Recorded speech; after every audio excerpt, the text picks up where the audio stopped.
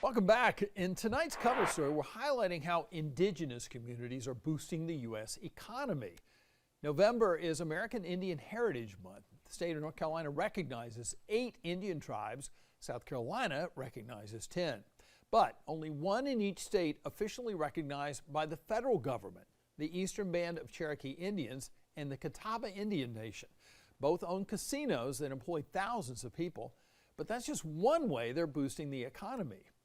A White House Tribal Nation Summit scheduled for next month is expected to discuss economic progress in indigenous communities and the issues facing them.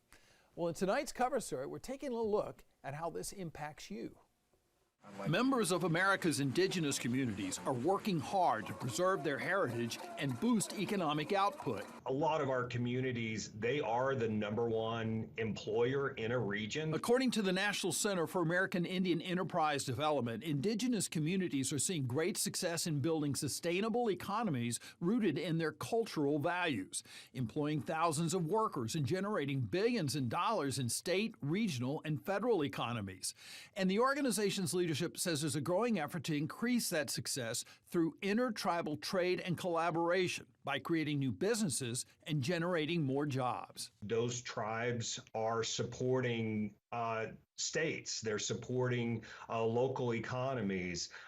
Many of our tribes are involved in tourism. Next month, President Joe Biden is set to host leaders from some of the 574 federally recognized tribes at the White House to discuss ways the federal government can invest in and strengthen Native communities. Meanwhile, some communities are prioritizing continued self-reliance.